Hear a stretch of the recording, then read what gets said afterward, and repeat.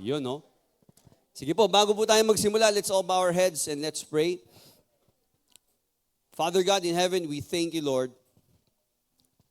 for today, for once again we have gathered here to strengthen one another, to pray for one another, and to help one another grow in your love, to grow in our obedience to you, to grow in our faith.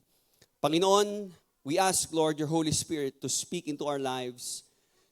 Let your word, Lord, speak into our minds.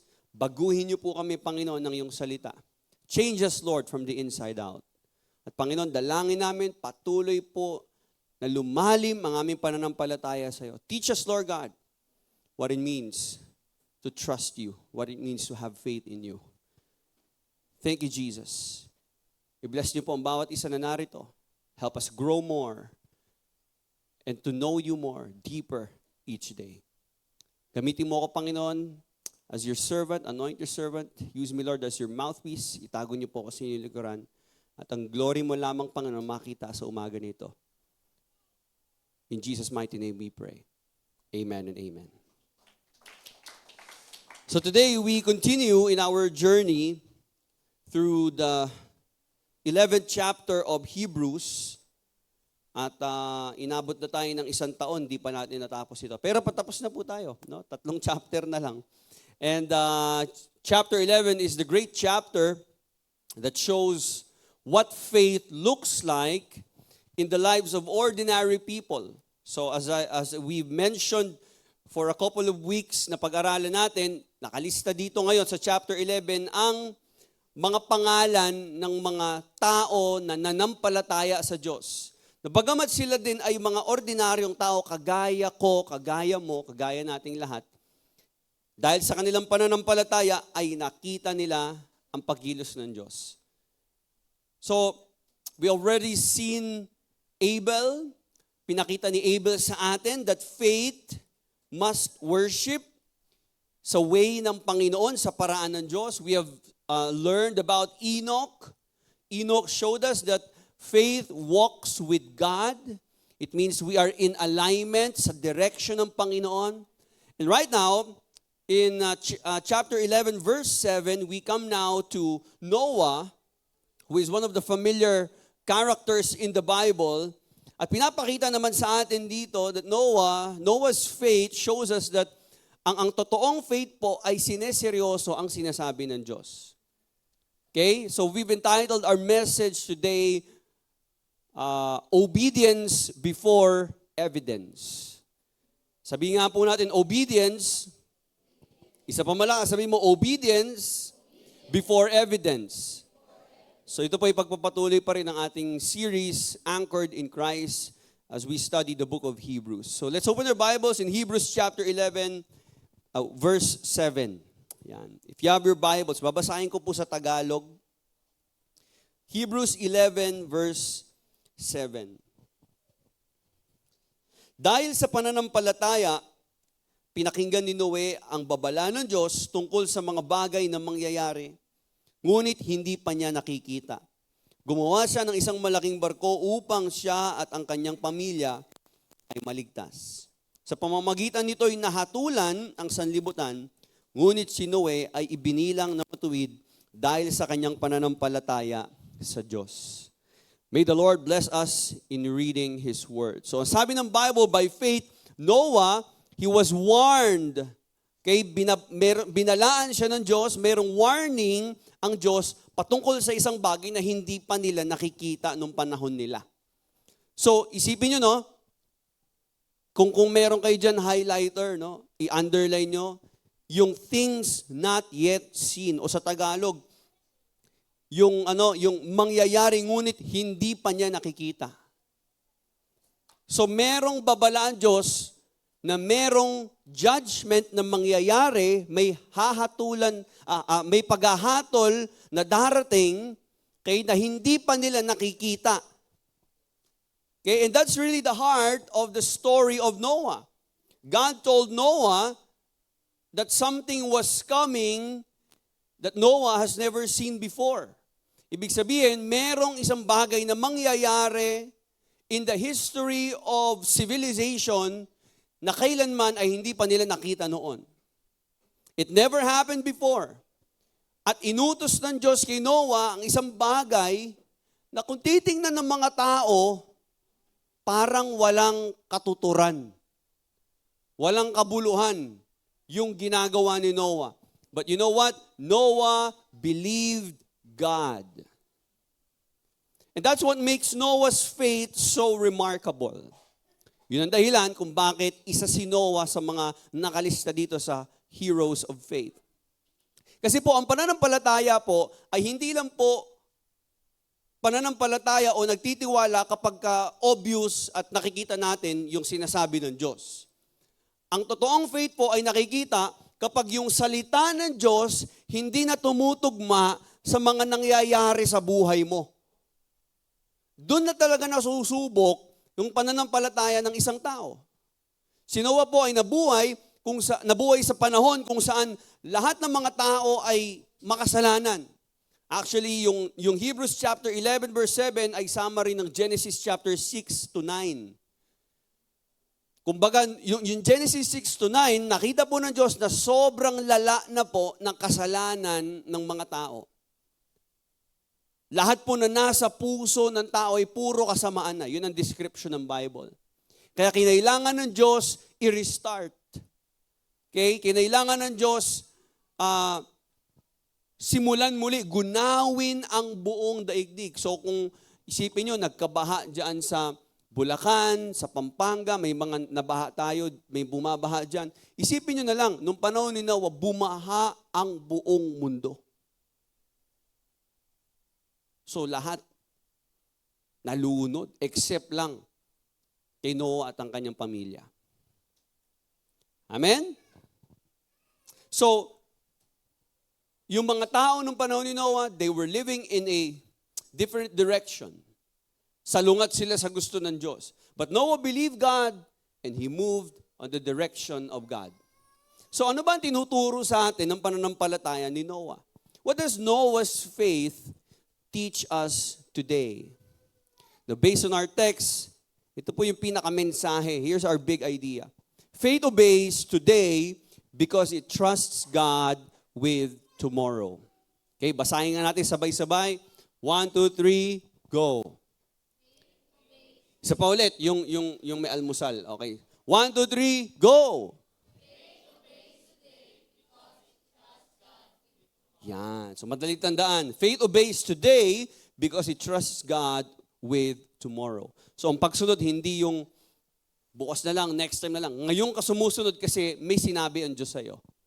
At kahit na hindi mo pa nakikita ang kinabukasan, kahit hindi mo pa alam anong mangyayari in the future, pero dahil alam mo may pinapagawa ang Diyos, at alam mo kapag ikaw ay sumunod sa Diyos, ikaw ay mapapagpala, ikaw hindi mapapahamak, you will obey. And that's what faith means.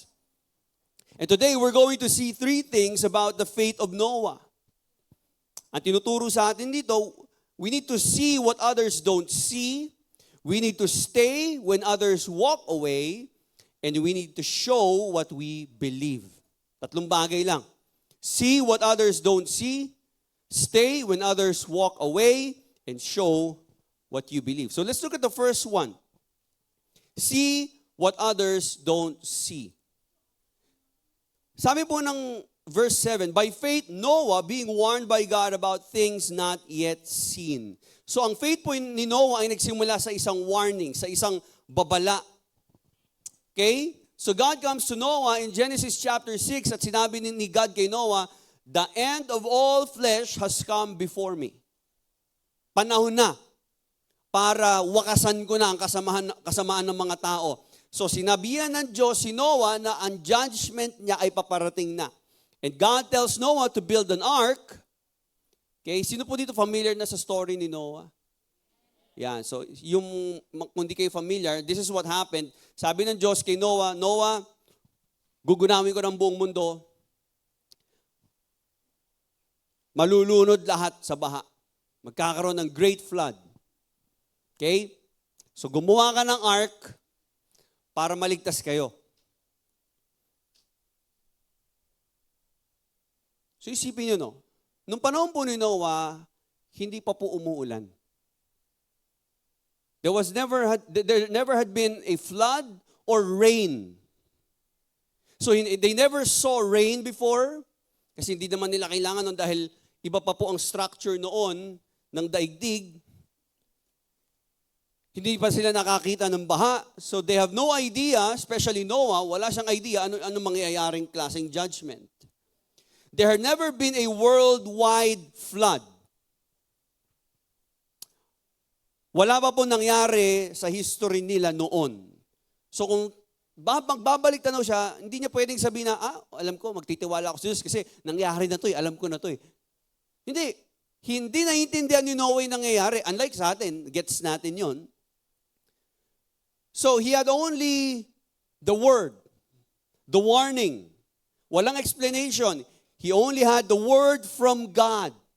And he believed the word of God. And that's what makes faith, faith. Ang faith po ay nagtitiwala tayo sa sinasabi ng Diyos kahit hindi pa natin nakikita.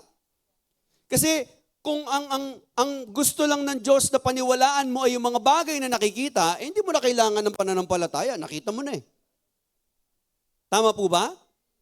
Ang pananampalataya po ay nagsisimula kapag yung mga bagay na pinangako ng Diyos o sinasabi ng Diyos ay hindi na natin nakikita. That's where faith begins. So the world around Noah was probably saying, wala, normal naman, maaraw pa rin naman. Pero sabi ng Diyos, judgment is coming. So nung panahon ni Noah, everyone was celebrating, lahat nagiinom, lahat nagsasaya, lahat nandun sa kalayawan, they were enjoying their time. And they have no idea na maaari, one day, bigla na lang bumaha at malunod sila, mamatay silang lahat. So Noah had to make a decision. Kasi kung titingnan niya po yung mga tao sa paligid niya, parang normal naman yung buhay ng mga to. Parang hindi man lang natatakot. Pero, sinasabi ng Diyos, may paparating na judgment. So, si Noah ay nakikinig sa revelation ng Diyos tungkol sa future. Hindi pa nangyayari, and Noah had to make a decision. Kanino ako maniniwala? Sa mga tao o sa sinasabi ng Diyos? Sino ang paniniwalaan ko? Ano ang paniniwalaan ko? Yung salita ng tao o yung salita ng Diyos? So he had to make a decision. Okay? Kasi po pwedeng sa pananaw ng mga tao, wala na ba na? Normal na ba na? Anong ulan? Anong baha? Saan? Ang init-init ngayon. But Noah chose God's word. Alam niyo po, ang pananampalataya po, tandaan po natin, faith doesn't need visible evidence to take God seriously. Hindi mo kailangan ng matinding ebidensya para seryosohin ang Diyos. Kasi minsan iniisip natin, Lord, pakita mo muna sa akin, tsaka ako maniniwala talaga. But that's not faith. Ang faith, ang sinasabi ng faith, Lord, dahil sinabi mo, paniniwalaan ko. Kasi ikaw yan Kilala kita Yun po yung mahirap kapag ang isang tao, hindi niya kilala ang Diyos. Wala siyang relationship sa Diyos. Mahirap magtiwala sa isang tao na hindi mo kilala. Tama? Pero pag sinabi ng kaibigan mo, sinabi ng asawa mo, someone you know that person cares for you, na meron siya pakialam sa'yo, kapag may sinabi siyang warning, pakikinggan mo kasi alam mong mahal ka niya. You have a relationship with that person. Same goes with our relationship with God. Mahirap magtiwala sa Diyos if you don't have a relationship with God. Pero dahil may relationship si Noah sa Diyos, sabi niya, Lord, dahil sinabi mo, magtitiwala ako. Hindi ko naiintindihan yung sinasabi mo. Hindi ko alam paano mangyayari yan, pero dahil sinabi mo, magtitiwala ako. At dahil sinabi ko magtitiwala ako, susunod ako. So there are things about Christianity that we have not yet seen, kagaya ni Noah. Hindi pa niya nakita ang flood. But today, sa buhay Kristiyano natin, marami din bagay na hindi pa natin nakikita. Have you seen heaven? Nakita niyo na po ang langit? Nakita niyo na ba ang impyerno? Nakita niyo na ba yung rapture that is coming? Have you seen the tribulation that is coming? Nakita niyo na ba nagkaroon na ba kayo ng evidence ng second coming of Christ? Yung final judgment ng Diyos? Yung new heaven and new earth? Wala pa lahat. pero lahat po yan ay nasa salita ng Diyos. Lahat po yan ay sinabi ng Diyos sa kanyang salita. And we believe it because God has spoken. Amen po ba? Naniniwala tayo. Hindi pa natin nakikita pero naniniwala tayo. Hebrews 11 verse 1, kung babalikan natin, faith is the assurance of things hoped for. The conviction of things not seen. Hebrews 11:1. Meron ba tayo dyan? Ibig sabihin, you have this confidence in you. Meron kang kasiguraduhan that it will happen. You are hoping, hindi ka lang basta umaasa sa wala, umaasa ka kasi may nangako sa'yo. At hindi lang basta-basta kung sino lang yung nangako sa'yo. Ang nangako ay ang Diyos, kaya naniwala ka. Dahil sinabi ng Diyos, alam mong gagawin yun ng Diyos dahil walang imposible sa Diyos at ang Diyos hindi nagsisinungaling. So you have this conviction. You are convinced. Yun po ang ibig sabihin ng pananampalataya. You have this confidence. And Noah lived that. Si Noah po ay nabuhay sa pananampalataya. He was building his life around something that he couldn't see. Kung baga, isipin nyo na lang, no? He spent his whole life building the ark. Naniniwala siya at naghahanda siya. Pinaghahandaan niya yung isang bagay na hindi pa niya nakikita. Ang tawag po doon pananampalataya. And here's the principle. Ang realidad po kasi ng isang taong may pananampalataya, para sa kanya, ang reality ay yung sinasabi ng salita ng Diyos. Hindi lang yung nakikita niya. Ulitin ko po, no? Kapag ang isang tao may pananampalataya, para sa kanya, ang reality ay kung ano yung nasa sinasabi ng salita ng Diyos. Hindi lang kung ano yung nakikita niya. So kung sinabi ng Diyos, ito ang mangyayari, if the Word of God is telling you na ganito ang dapat na maging buhay natin, maghanda tayo, dahil muling babalik ang Panginoong Hesus, there will be judgment, there will be heaven and hell, there is life after death. Kahit hindi mo pa nakikita, you need to prepare for that. That's what faith means. Maaari po yung iba sa atin ngayon, we are facing something na parang hindi natin maintindihan bakit nangyayari. Somehow parang it doesn't make sense. Maybe binigyan ka ng Diyos ng isang pangako, ng command, ng isang direction, pero hindi mo pa nakikita na parang mangyayari ba talaga? O talaga bang may sense ba talaga kung gagawin ko ito? Baka may pinapagawa si Lord na hindi mo maintindihan. Baka may inuutos ang Diyos, baka may sinabi ang Diyos sa kanyang salita na parang sa palagay mo, walang kwenta, walang halaga. Ang mahalaga magtrabaho, ang mahalaga magnegosyo, kumita ng pera. Itong simba-simba, itong salita ng Diyos, hindi mo mahalaga yan. Hindi pa natin nakikita. Pero if you have faith, you will believe, you will trust kung ano sinasabi ng Bible. At kung nahihirapan ka magtiwala, just remember Noah.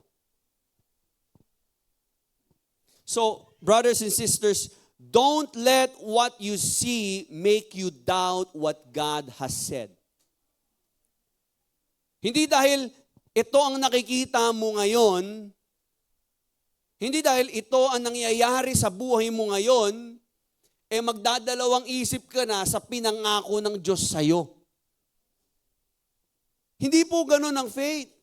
Bakit, Pastor? Bakit hindi ako magdadalawang isip? Hindi nga nangyayari. Hindi ko nga nakikita yung pangako ng Diyos Alam niyo po kung bakit? Because sometimes, yung mga bagay na nakikita natin is temporary. Pero kung anong sinabi ng Diyos, it will last forever. It is eternal. It is final. So you need to see the things that other people don't see. Kailangan po may tamang perspective tayo. Tingnan natin ang buhay base sa kung ano ang sinabi ng salita ng Diyos. Amen? So that's number 1. See what others don't see. Number 2, stay. Everybody say stay. Sabi mo sa katabi mo, stay. Stay when others walk away.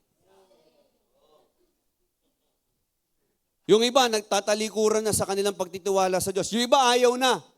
Pero ikaw, manatili ka. Yun po ang ibig sabihin ng pananampalataya. Hindi dahil wala na yung mama mo sa church, wala ka na rin. Hindi dahil wala na yung kaibigan mo sa church, wala ka na rin. Hindi dahil ikaw na lang sa pamilya ninyo ang nagsisimba ngayon. Yung iba, tumalikod na, nawala na ng gana. Nag-focus na lang sa ibang bagay. Nag-focus na lang sa paano kumita ng pera at itaguyod natin ating pamilya. Tayo, ba't pa tayo magsisimba dyan? Ba't pa tayo maglala ng oras sa Diyos? Ikaw, manatili ka. Kung sila tumalikod na, ikaw, manatili ka sa Diyos. Yun po ang pananampalataya. Kita niyo sabi ng Hebrews 11 verse 7, in reverence, Noah prepared an ark. So dito po, mas nagiging kahanga-hanga ang kwento po ni Noah dahil hindi lang po siya basta naniwala sa Diyos ng isang beses. Patuloy po siyang nagtiwala. Hindi lang siya nagtiwala noong 2025 o noong 2020. Yung iba naging Christian, o akala nila okay na yun, Christian naman ako mula 1997 hanggang 2005 eh. Okay na yun, at least may record ako. Hindi po ganun ang faith. Ang faith po ay hanggang wakas. Ang totoong faith, nagpapatuloy hanggang dulo. Just like Noah, he kept believing God. In Genesis 6, sinabi sa atin dito that God's judgment would come after a period of 120 years. So isipin nyo, yung araw na sinabi ng Diyos kay Noah, Noah, there will be judgment, gugunawin kong buong mundo, you need to build an ark. Okay? Gumawa ka ng ark, maghanda ka, para hindi kayo mamatay. At yung mga hayop, ipasok mo doon. Lahat ng klase ng hayop. Diba? Lahat ng uri ng hayop.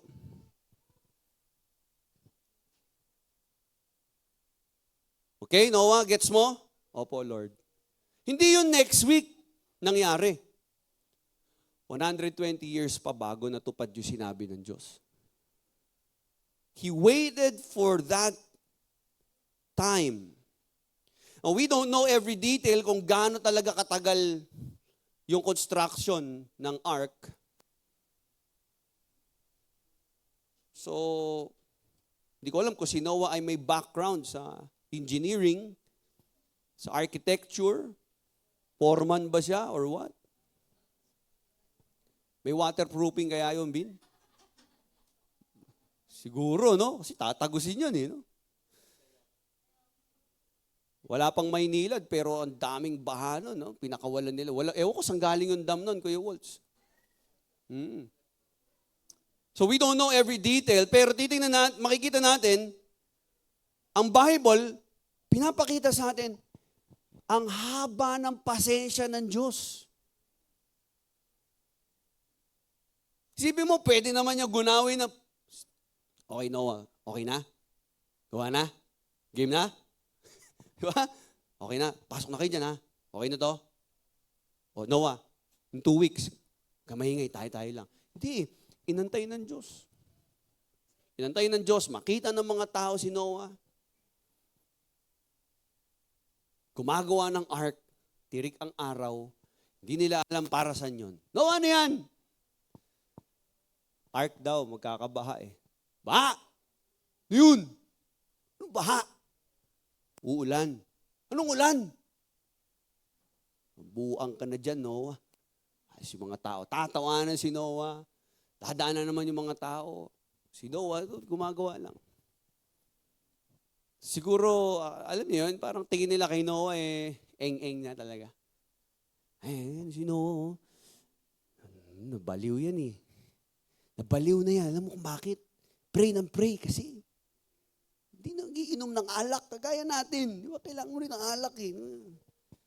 Wala na, yan na lang ginagawa niyan eh. Pinagtatawa na si Noah. 120 years. Ilang dekada yun. Okay? Ang buhay po ni Noah ay nabuhay for one command. Build the ark. Imagine yung patience. Lord, tagal naman, mukha na akong engot dito. Mga anak ni Noah, paano ba ito ginagawa natin? Basta. Di ko rin alam eh. Gawin mo na lang. Sinabi sa atin eh. Ang hirap naman ito. Paano? Yung mga kaibigan ko, doon, bahala sila dyan. Hayaan mo sila dyan. Lumipas ang isang taon. Isa pang taon. Wala pa rin ba? Ang tagal na nung ano dyan, nilumot na yung arkong ginawa natin pa. Wala pa rin yung sinasabi. 10 years. 50 years na nakalipas, wala pa rin baha. 100 years na wala pa rin. Pero tuloy-tuloy pa rin si Noah. Hindi po siya tumigil. Why? Because faithfulness is not just believing God when He speaks. Faithfulness is continuing to trust God when fulfillment seems to be delayed. Yun po ang pagiging matapat sa Diyos. Hindi ka lang tapat nung nagsalita ang Diyos sa'yo, nung nangako ang Diyos sa'yo. Ang pagiging tapat sa Panginoon ay kapag nadidelay na, kapag yung deadline na gusto mo, at yung expectation mo, ito na, pero parang wala pa rin, you still trust God. That's faithfulness. Alam niyo po, ang mahirap na part, sometimes, hindi yung pagsisimula yung pananatili. Kaya ang dami po nagsimula sa pananampalataya kay Kristo, pero hindi lahat nanatili. Ang dami nagsimula sa ministry, hindi naman nagstay lahat Ang dami nagsimula sa Bible reading, sa devotional life nila, sa kanilang relationship with the Lord. Ang dami nagsimula sa Christianity. But the difficult part is staying in your faith. Madali kasi, at nakaka-excite kapag binigyan ka ni Lord ng word, ng revelation. Excited ako, ito mangyayari. Yes, Lord, susunod po ako. Yes, sige po. You start the ministry, you start the business, you start serving the Lord, you start praying, and you start pursuing God, and everything feels exciting. Yes, ito na, talaga, let's go. Let's go, Lord, tara. Wala imposible sa'yo, Lord. On fire go, grabe Pero lumilipas ang panahon, kakaproblema, may problema sa pamilya ninyo, may personal struggle ka, yung excitement nawawala, yung pinapanalangin mo hindi pa rin dumarating, parang hindi sinasagot ng Diyos yung inihingi mo. Yung mga tao na pinapag-pray mo na maligtas, hindi pa rin naliligtas. And medyo napapatanong ka na, Lord, nandiyan ka pa ba? But Noah's life teaches us something. Ano po tinuturo ng buhay ni Noah? Yung delay, hindi ibig sabihin nakalimutan na ng Diyos yung pangako niya sa'yo. Hindi dahil wala pa, wala na. Hindi dahil hindi pa dumarating ngayon, na-cancel na. O kinalimutan na ng Diyos yung pangako niya sa'yo. God will never be late. So sa buhay ni Noah, God wasn't late. Hindi po late ang Diyos. God was patient. Hinabaan ng Diyos ang kanyang pasensya. In fact, in 2 Peter chapter 3 verse 9, paki-flash po, it reminds us na yung delay ng Panginoon is related sa kanyang patience. Basahin natin, 2 Peter chapter 3 verse 9.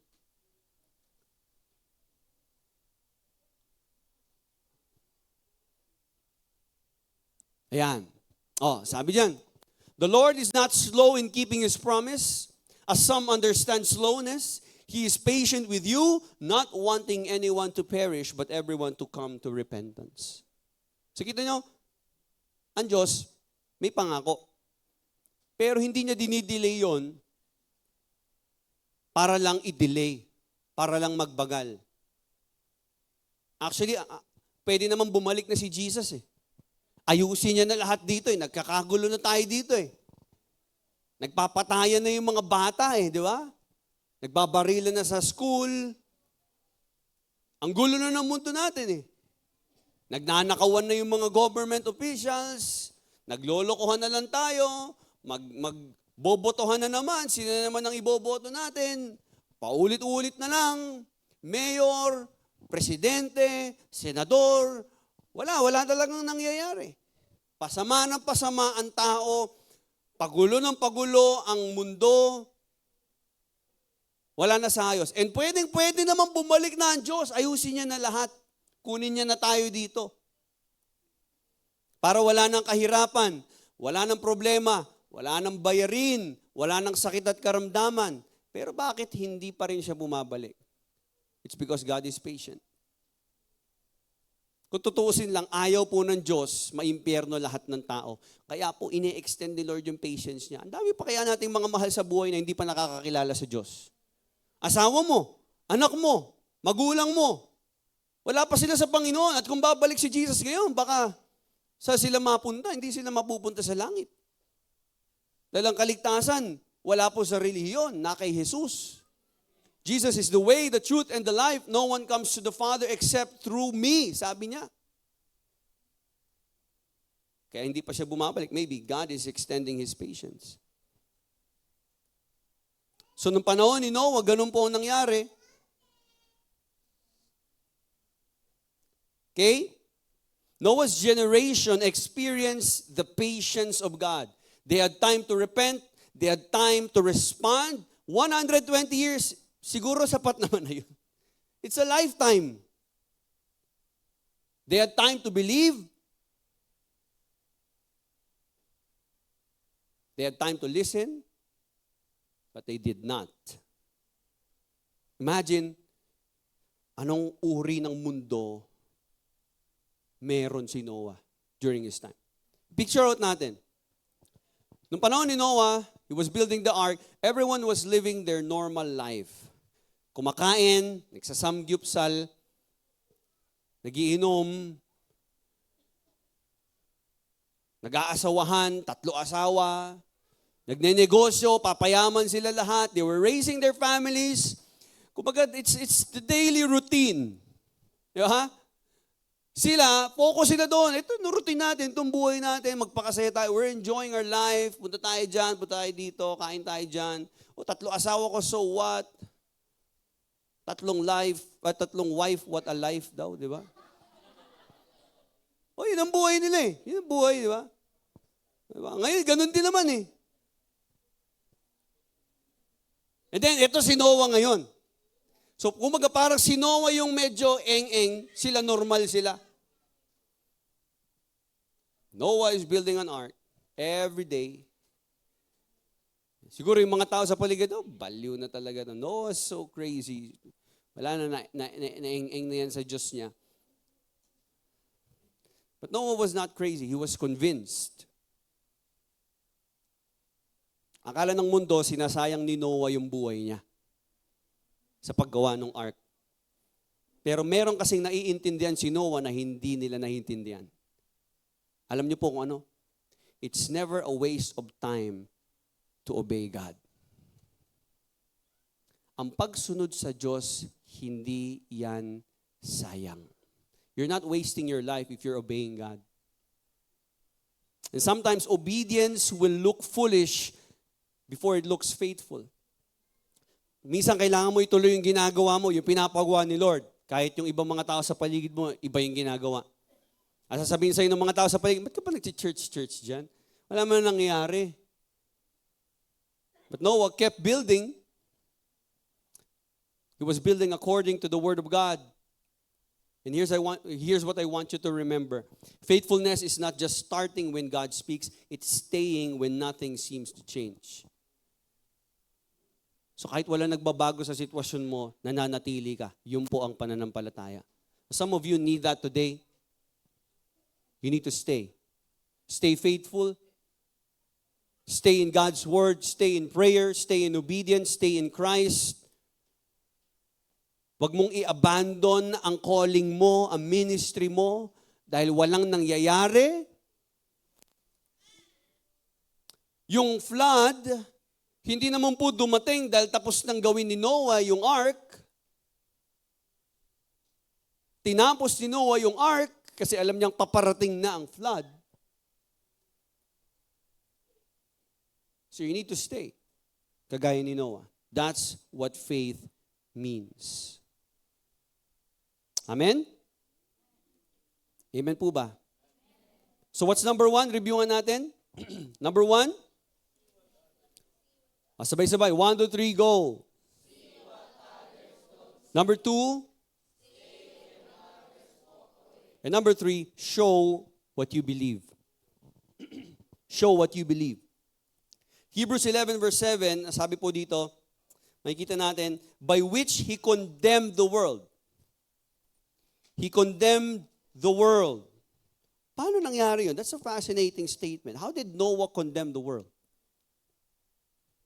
Paano ginawa ni Noah yun? Wala naman siyang political power, wala naman siyang army, wala naman siyang platform, wala naman social media nung time na yon.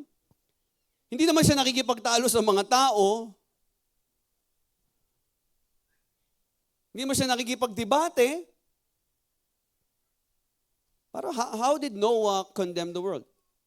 He simply believed God and lived a life of obedience. Namuhay lamang siya ng salungat sa pamumuhay ng mga taong nakapaligid sa kanya. Isipin niyo po ito. Yung buhay ni Noah ay testimony. Think about the ark. Isipin natin yung ark na ginawa niya. Hindi lang naman yun display. Hindi lang naman yun basta structure. Alam niyo po, yung ark ay sermon. Ito ay nangangaral sa mga tao. Yung ark na ginawa ni Noah was a reminder na kailangan nyo sumakay dyan, kailangan nyo maniwala na may judgment na darating. Siguro tinatanong nung iba, Noah, ba't ginawa mo yan? Para saan yan? Babaha kasi gugunawin ng Diyos ang buong mundo. So they had the freedom to choose kung maniniwala sila o hindi. And every time nakikita nila yung ark, totoo kaya yun? Mangyayari kaya yun? Totoo ba yung sinabi ng Diyos kay Noah? Totoo ba? Yung buong ark ay isang preaching. It is a testimony to the people. Ito'y patunay na ang sinasabi ng Diyos ni Noah ay totoo.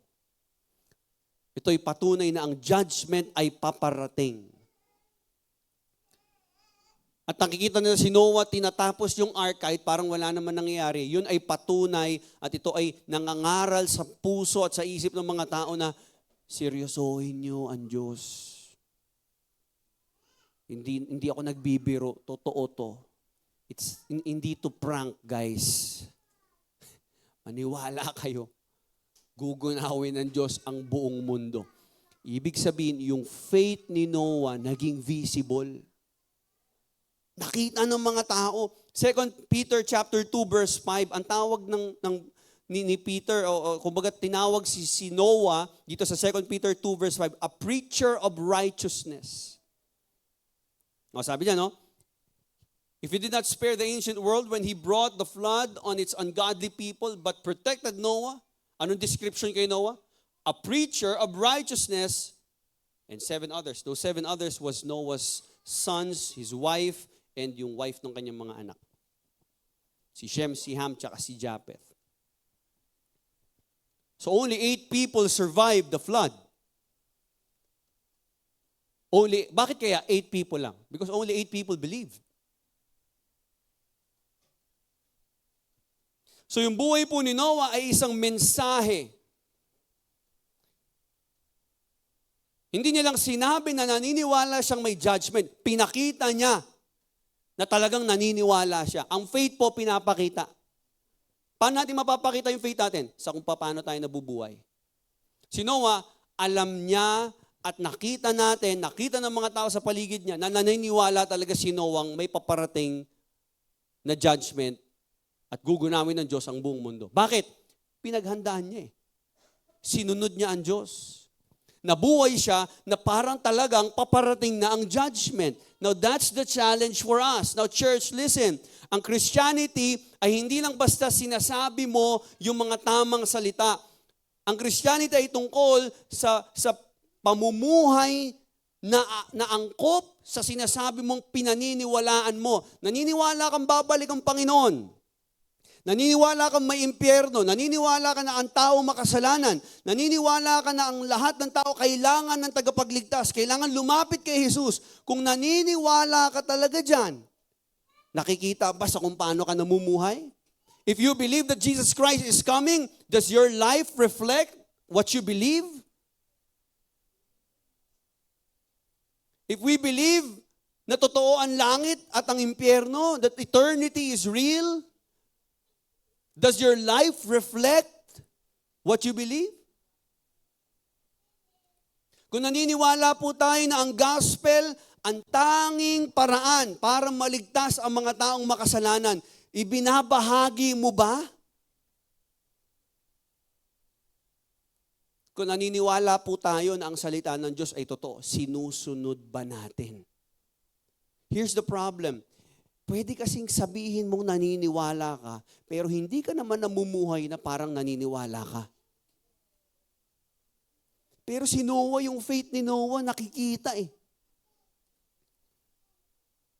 Makikita ng tao. Alam mo yung mama na yan, talaga pinaniniwalaan niya yung sinasabi niya, no? Talagang tinototoo niya, no? Talagang pinaninindigan niya yung paniniwala niya, no? Nakita ng mga tao yun. Tayo, lagay natin yung sarili natin sa sitwasyon ni Noah. Kapareho din naman eh. Do you believe that one day, God will judge all people here on earth? Judgment will come, right? And every sinner will be condemned. And we only have one hope. We only have one Savior. That's not religion, that's not your good works, it's Jesus Christ. So Jesus Christ is the only hope of this world. Kapag walang Jesus, walang pag-asa ang tao, kahit mayaman pa, kahit sumikat pa, kahit maging tanyag. Because what profits a man if he gains the whole world and yet loses his soul for eternity? Ano say nun? Nakuha mo lahat ng yaman sa mundo, kasikatan sa mundo, pero yung kaluluwa mo naman kinabukasan may impyerno. Walang kwenta yun. But if you believe that Jesus Christ is the only way for people to be saved, at alam mo yung magulang mo hindi pa saved, alam mo yung nanay mo hindi pa ligtas, alam mo yung anak mo hindi pa ligtas dahil wala pa sila kay Kristo, bakit hindi mo ibahagi ang salita ng Diyos sa kanila? Why won't you share the gospel to them? Why are you ashamed to preach the gospel? If you know that the gospel is powerful, bakit ka nahihiya? Ano pumipigil sa'yo? It only reveals, baka hindi ka talaga convinced sa pinaniniwalaan mo. Baka duda ka pa talaga. Kasi ito, lagi ko ginagawang example to. Yung mga nakagamit ng mga herbal na gamot, di ba? Paulit-ulit ko na to example eh. Yung mga tao na yan, wala kayo ba marinig yan?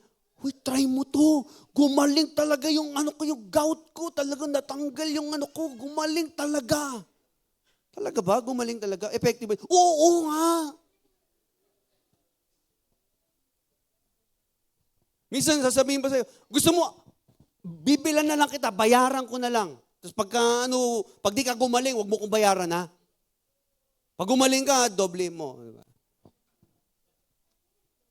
Kano sila ka-convince? Tama ba? Try mo to. Gawin mo yan. Okay to. Because those person na ganun na lang kakumbinsido, hindi sila nananahimik kasi naniniwala talaga sila eh. Now, if you believe that the gospel is powerful, bakit parang hindi nakikitang sinishare mo? Ba't parang hiyang-hiya ka na i-share yung gospel sa mga unsaved friends mo, sa mga unsaved loved ones mo? Alam mo, kailangan nila yon. Kung nasa iyo ang cure for cancer, at alam mo sila may cancer, at yung cure, yun na lang ang pag-asa nila para gumaling sila, hindi mo ba ibibigay yon? Itatago mo pa ba yun?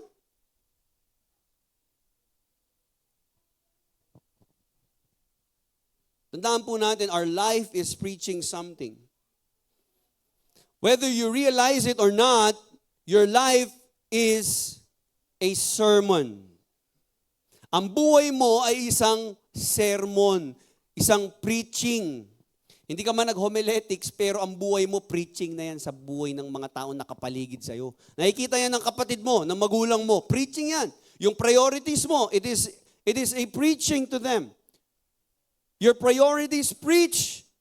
Your relationships, kung paano ka nakikitungo, kung paano ka nakikisalamuha sa mga tao, it is a sermon to other people. Yung mga decision mo sa buhay, kung paano mo hinahandle ang mga pagsubok, paano mo ini-endure ang mga suffering, ang mga trials, yung pagiging generous mo, yung pagiging totoo mo, yung integrity mo.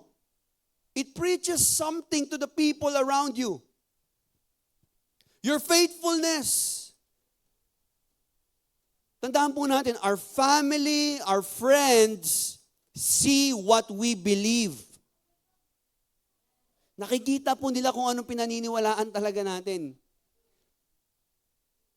Ang buhay po natin, tinitingnan po nila. Yung mga katrabaho mo na alam nila anong paniniwala mo at talagang kung pinaniniwalaan mo ba talaga yung sinasabi mo. Yung mga anak mo, nakikita ng mga anak mo anong pananampalataya meron ka.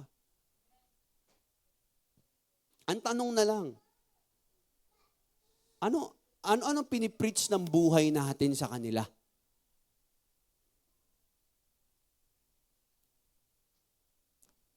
Kasi yung ark ni Noah ay isang malaking sermon, isang malaking preaching sa kanyang generation. And our lives should also testify to the Word of God. So your faith should be visible enough that your life becomes a sermon to the people around you.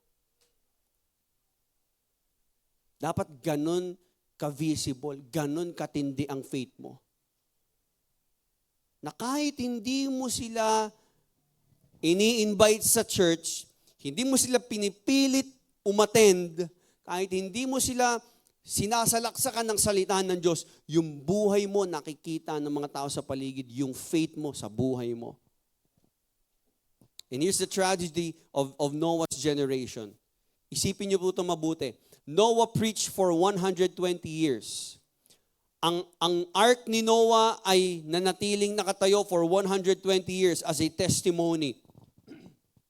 And for 120 years, ang patience ng Diyos ay inextend. And yet, nung dumating yung flood, 8 pa rin sila. Sila pa rin. 8 lang sila. Sila lang yung nando sa loob. Now think about that. Ang tanong ko sa inyo, nag-fail ba si Noah? Did Noah fail? Hindi ba nagawa ni Noah yun dapat niyang gawin? Kasi walang sumunod eh. Walang naniwala eh. Ulitin ko tanong ha, nag-fail ba si Noah? Ay, sumagot ha. Kasi pag nag-yes ka, yes! No. Papahiya ka eh, no? De, sige, sa palagay nyo, be honest. Sa palagay nyo ba, nag-fail si Noah? Yes or no? No. Bakit? Wow, sasagot ha. Galing ha. Okay. Alam niyo po, Noah did not fail. Why? Because Noah remained faithful. Minsan kasi ganito tayo. Pakinggan niyo po ito mabuti, no? Si Noah, maaaring hindi niya nakita yung resulta na gusto niya makita. Hindi naligtas yung mga tao sa paligid niya. Lalo siguro yung mga tropa niya, yung mga kaibigan niya, yung mga kasama niya sa basketball, sa inuman before, mga katrabaho niya, yung mga kababata niya siguro. Sayang, bait pa naman na niya, no? Hindi kasi pumasok, nalunod tuloy. Sayang. Siguro, nalulungkot din siya siguro. But they did not fail. Maaaring hindi naniwala lahat kay Noah. Actually, walang naniwala kay Noah, pamilya na lang. Pero hindi po siya nag-fail. Why? Dahil po ang faithfulness ay sinusukat po sa obedience, hindi sa visible results. Halimbawa, nangaral ka, shinare mo ang gospel, naniwala ba yung tao o hindi? It doesn't matter. Ang mahalaga, ginawa mo yung part mo. Hindi ka nanahimik, hindi mo ikinahiya, ibinahagi mo, ipinarinig mo sa kanila yung dapat nilang marinig. Kung hindi sila naniwala, that's on them. So you have the opportunity. You have the chance to share the gospel. Minsan kasi ang ministry, sinusukat natin sa numbers eh. Ilan yung nadala mo sa church?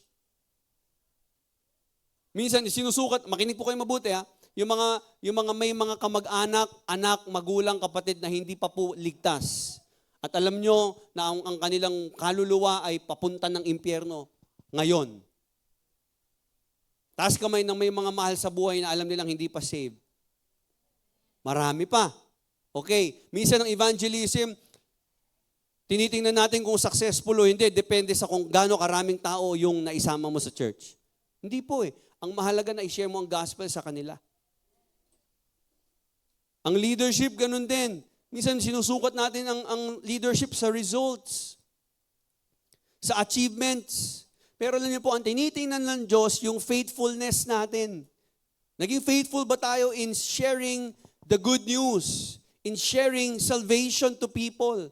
Hindi naman makokontrol ni Noah yung response ng tao. Hindi na pwedeng pilitin ng tao na pumasok sa arko kung ayaw nila. Ang pwede lang niyang gawin, magpatuloy sa inuutos ng Diyos sa kanya at magpatuloy sa pangangaral sa mga tao. And sometimes, church, ang calling natin parehong-pareho. Mangaral, magturo, mag-disciple, mag-pray, maglingkod, ibahagi ang gospel. And then kung ano man resulta ng ating paglilingkod at ministry, let's entrust it to God. Remember, the ark points us to Christ. Na hindi natin pwedeng tapusin tong kwento ni Noah without looking at the ark. Because the ark was not about Noah. The ark points us to something greater. The ark told Noah, God told Noah that judgment is coming. But God provided a way of salvation. Kita nyo ha? Sasabihin ng ibang tao, grabe naman yung Diyos ng Bible. Ang sama naman Diyos yan, nilunod lahat. No. Hindi lang basta ang Diyos nagpadala ng judgment. He also provided a way for people to be saved. Pwede naman kayo maligtas eh. Kailangan nyo nga lang maniwala sa akin. Ang sama naman ng Diyos, gusto niya maimpyerno yung mga tao. If God, minsan ito pa yung question ng mga ibang mga hindi naniniwala sa Diyos. If God is really good, why does God send people to hell? God does not really send people to hell. People, alam niyo ba yung mga tao na nasa impyerno? Nasa impyerno sila because they don't want God. Those people in hell are people who rejected the way of God, the salvation of God. Because God provided, like the ark, yung mga namatay nung panahon ni Noah, they died because they rejected the word of God. They rejected God. They don't want to obey God. Yun ang dahilan ba't namatay sila. Kasi pwede silang mabuhay if they only believed. If they only listened and obeyed. But they did not. Kagaya po ni Noah, there was an ark. In our time, merong ark, merong pintuan. Kita nyo, hindi po si Noah ang nagsara ng ark. Ang Diyos. Genesis 7:16, the Lord closed it behind him. God provided the way of salvation, the way of escape. May paraan, may kaligtasan na prinobide ang Diyos. At makikita din natin sa New Testament, yun ang greater fulfillment ng kwento ni Noah at ng ark. Just try to picture this out. Yung ark ay niligtas si Noah sa judgment ng flood. And yung ark na yon sa panahon natin ngayon in the New Testament points to Jesus Christ. Christ saves us from the judgment of sin. Si Noah ay pumasok sa ark because he believed God's warning. At tayo, we enter in salvation by trusting Christ kasi naniniwala din tayo may judgment na paparating.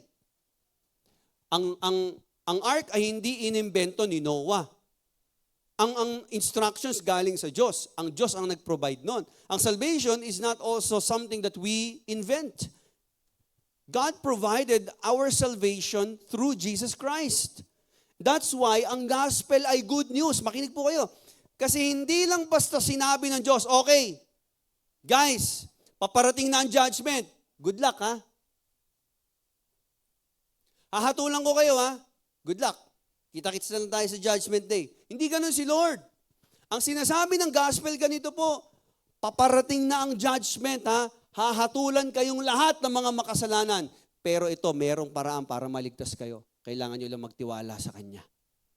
So ang tanong pagdating ng judgment day, hindi kung naging mabuti ka ba. Hindi po yun ang tatanungin paghaharap ka na sa Diyos. Naging mabuti ka ba ang tao? Na anong relihiyon mo? Religious ka ba? Talagang taimtim ka ba na nanalangin? Marami ka bang natulungan tao? Marami ka bang na-donate na pera? Marami ka bang mga mabubuting ginawa kaysa sa mga masama? No, ang tanong, na kay Kristo ka ba?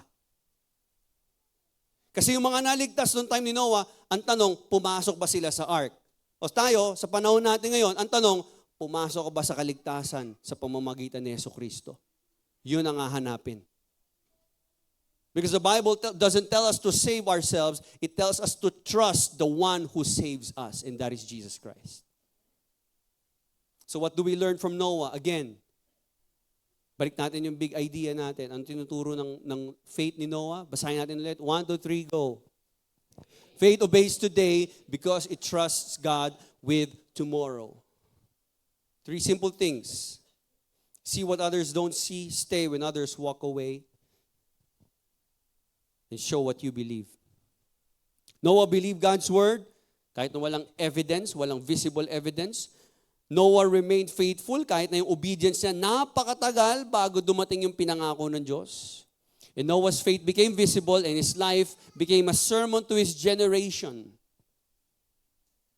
Tandaan po natin, ang faith is not just merely believing God's word is true. Faith is living as though God's word is true. So don't just say you believe. Live out the kind of life na talagang pinapakitang naniniwala ka sa sinasabi ng Diyos. Live out your faith. Hindi lang basta sinabi ni Noah na naniniwala siyang paparating ang flood. Gumawa siya ng ark para ipakitang naniniwala talaga siya. Hindi niya lang sinabi na paparating ang judgment. He preached righteousness. He preached repentance to people. Hindi lang siya naniwala na ililigtas siya ng Diyos, pumasok siya sa ark. That's faith. And maybe today, God is asking you, anong klaseng faith meron ka? Again, if you believe God's word, sinusunod mo ba? If you believe that Jesus Christ is coming, are you preparing for the coming of Jesus Christ? If you believe na paparating na po ang judgment, are you telling people about Jesus? If you believe God is faithful, are you willing to remain faithful even when the answer is delayed? What kind of faith do you have? Alam niyo po, sa panahon po natin ngayon, wala pong pinagkaiba to sa panahon ni Noah. We are living in a world kung saan hindi na po nila sineseryoso ang Diyos. Pinagtatawanan na lang nila ang Bible. Binabaliwala na lang po ngayon ang salita ng Diyos. But our calling is not to become like the world so that the world will accept us. Our calling is to be faithful in the Word of God. Patuloy po tayong magtiwala, sumunod at ipangaral ang salita ng Diyos. At mabuhay tayo na makikita ng tao yung ating pinaniniwalaan. Because one day, darating din ang ulan. Everything God told Noah came true. One day Christ will return. Everything God has promised will come to pass. So kung ano po sinabi ng Diyos, yun po ang paniwalaan natin. See what others don't see. Stay when others walk away. Show what you believe. And above all, stay anchored in Christ. Sige po, palakpakan natin ang Panginoong Jesus. Wala po tayong ibang pag-asa. Wala po tayong ibang paraan para maligtas. Christ is our refuge. He is our righteousness. He is our salvation. At kapag dumating po ang judgment, our hope, ang pag-asa na meron tayo ay hindi kung naging mabait at naging mabuting tao ba tayo o nagsimba ba tayo. Ang hope natin ay whether we are found in Christ. Na kay Kristo ka ba? Na natili ka ba sa pananampalataya mo kay Kristo?